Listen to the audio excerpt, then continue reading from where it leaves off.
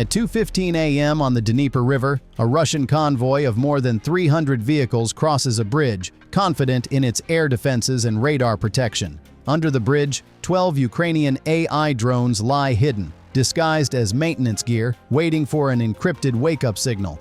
The signal is sent, clamps release, drones drop silently under the bridge, forming 3 attack groups targeting ammo, fuel, and command vehicles. A Russian operator fires at a decoy, causing a huge blast. The convoy panics and jams the bridge. It is the perfect kill zone. Drones change flight paths to vanish from radar and jam Russian signals, blinding their defenses completely. An A-50 radar plane guides an S-400 missile toward the drones, but they deploy a towed decoy, tricking the missile into exploding harmlessly mid-air.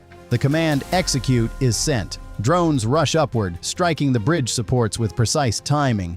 Delayed fuses amplify the blast pressure. The bridge shatters, the ammo trucks explode, the entire convoy is wiped out, and 10,000 troops are stranded.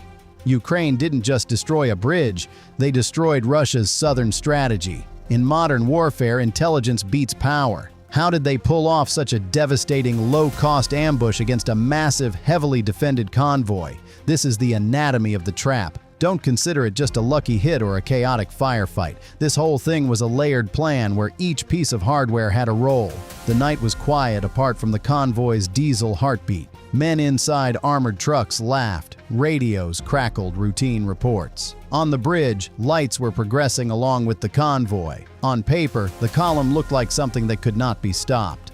Mobile Pantsir S-1 units were creating a tight air defense bubble. A Nebo-M radar scanning the sky for any incoming threat. It was a fortress on wheels. But they couldn't see under the skin of the bridge. Underneath that roadbed, bolted to steel girders and painted the color of rust and routine, a dozen small platforms waited. They were ordinary at a glance. Just maintenance boxes, old instruments, bits of equipment.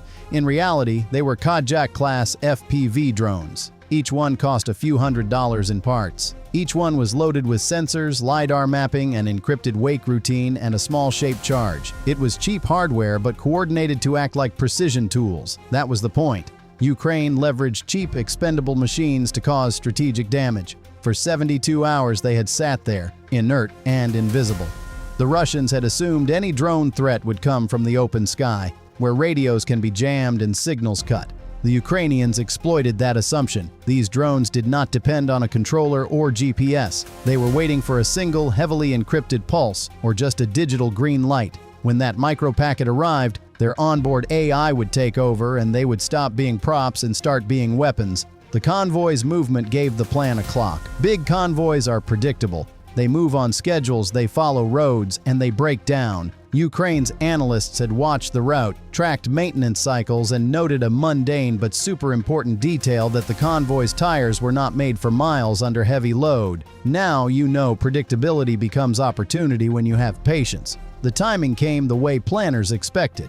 Mid-span, some trucks began to slow. A few tires groaned and went flat under the weight of metal and munitions. The column compressed into a block. In a hidden control post, the operator hit a key. A millisecond packet tunneled through secure links reached the clamps and the traps were released. 12 clamps snapped open at once. And just like that, silence broke. The drones dropped into the darkness, then came to life with a soft electric scream that vanished under the thunder of engines above. 300 Russian trucks rumbled across the bridge, heavy with fuel, ammo, and blind confidence. None of them had any idea what was floating just 3 feet below their wheels. The drones rose into a tight hover over the river, invisible in the shadows. 6 locked onto the center of the convoy. This included the ammunition trucks packed with explosives. 4 drifted toward the fuel tankers. The last 2 aimed straight for the command vehicles, which were the brain of the entire operation. If this were chess, those 2 were going for checkmate. Every second, the AI recalculated. Each drone scanned the bridge with LiDAR, mapping every beam, every pylon, every shadow in real time. Meanwhile, above them, the soldiers were relaxed. Engines rumbled, cigarettes burned, and radios mumbled routine reports. Checkpoint Charlie reached, convoy halfway across, all clear, all clear. That's what they thought. But they were sitting right on top of their own disaster. Then, one small decision changed everything. Inside a cramped command truck, Aboard, young lieutenant stared at his radar screen. A faint flicker appeared. It was barely visible. 99 times out of 100, it was nothing, just static.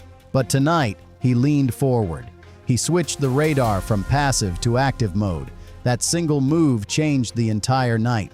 A pulse of energy shot under the bridge. For half a second, his screen lit up with contacts. He froze, then locked onto one. His heart pounded. Finally, it was something real. Without asking permission, without double-checking, he hit fire. The missile screamed off its rails, a streak of light slicing through the night sky.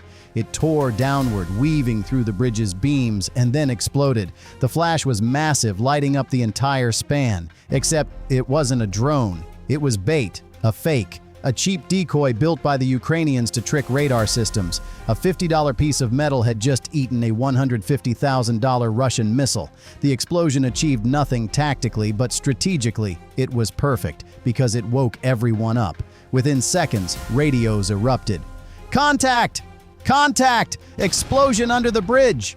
Officers shouted orders that no one could hear over the noise. Truck drivers slammed on their brakes. The 5-mile-long convoy froze in panic.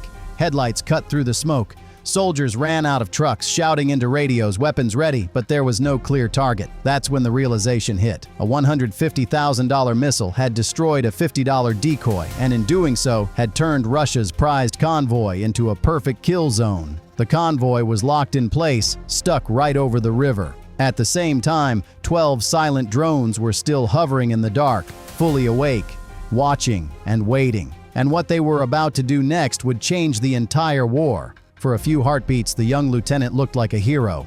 His active radar pulse had found a contact and a missile had hit. Then his screen went wrong. The clean blip vanished and was replaced by ghost returns from rebar, water spray, and structural clutter. He tried to lock again but kept chasing phantoms. It was actually a programmed response playing out in real time. The 11 remaining drones didn't panic. They changed tactics instantly. They angled their flight paths so the radar saw them moving perfectly sideways, like a car driving past a speed gun with almost no closing speed. To the Panzer's filters, they melted into the bridge and stopped registering as threats. Then one drone fired a burst of X-band jamming. The Panzer's displays were filled with white noise. Screens went from usable to useless in a blink. The Ukrainians had planned for confusion. Their models had already predicted a 97% chance the missile would force a convoy stoppage based on tire wear, load data, and route length. While the Russians were still trying to get their heads around what just happened, the drones slipped back under the bridge and vanished into the shadows. They had drawn blood, survived a counterstrike, and shown their hand, and a very frustrated enemy was about to call in a much bigger response. At this point, Ukraine had survived the first hit. The drones had fooled the Russians, jammed their radar, and turned an entire armored column into a panicked mess. But that brief victory came with a cost. Now the Russians knew something was there. The ghost in the dark had revealed itself. And when a superpower feels humiliated, it overreacts, and that's what happened next. At exactly 3:48 a.m., 70 miles away, and 30,000 feet in the air, a new player joined the battle. It was the Beryeva 50, Russia's flying command center. Its radar was looking down. And unlike the ground units, this beast didn't care about bridges or blind spots. It scanned through clouds, through fog, through confusion, and suddenly, it saw what nobody else could. Tiny heat signatures moving under the bridge. The A-50 operators didn't hesitate. They locked on instantly and sent the data straight down to the ground units. In seconds, the lieutenant who had nearly doomed the convoy earlier now had a clean, perfect radar track of the drones he thought were gone. His screen flickered, cleared, and then filled with bright, glowing contacts. The ghosts were back, but that was not the only system watching. The data feed was also shared with an S-400 missile battery stationed 50 miles away. It is one of Russia's most advanced long-range defenses, the kind built to kill stealth jets.